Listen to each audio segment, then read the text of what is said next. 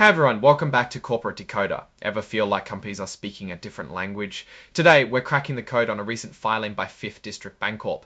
And trust me, it involves some accountant musical chairs that might make your head spin. 5th District Bancorp, a bank holding company, just filed a report about a change in their accounting firm. Basically, they fired one and hired another. It sounds simple, but these things can be important because it can indicate problems. We're going to dig into why they made this change, if there were any disagreements, and what it all means. So the big news here is that 5th District Bancorp, that's the main company, changed its accounting firm. They let go of Elliott Davis LLC and brought in Eisner-Amper LLP. Think of it like changing doctors, but for your company's financial health. They dismissed Elliott Davis on March 31, 25. The company says it wasn't because they disagreed on how the books were being kept. This is important because if there were disagreements, it could signal that something shady was going on. The audit reports from Elliott Davis for the past 2 years didn't have any major red flags.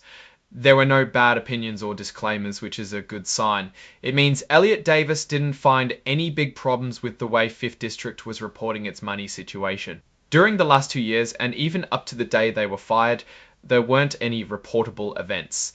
These are things the SEC, which is like the police for the stock market, cares about.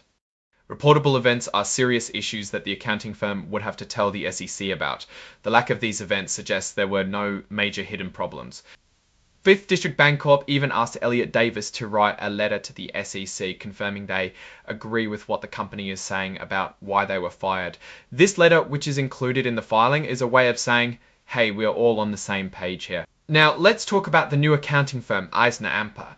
They were hired on the same day Elliott Davis was let go, which is March 31, 2025. This means 5th District didn't waste any time getting a new financial watchdog. The company claims they didn't talk to Eisner-Amper about any tricky accounting questions before hiring them. This is to show they weren't shopping around for an accounting firm that would give them the answers they wanted. Now, stepping back and looking at the big picture, a change in accounting firms can sometimes signal deeper issues. However, in this case, the company is saying everything is fine and the old accounting firm seems to agree. It's possible they just wanted a fresh set of eyes, or maybe Eisner-Amper offered them a better deal. Without more information, it's hard to say for sure. So, what does this all mean? It's tough to say definitively without being on the inside, but based on what's in this filing, it seems like a pretty standard change. The company says there were no disagreements, and the old accounting firm confirms that one potential risk is that a new accounting firm might take a while to get up to speed.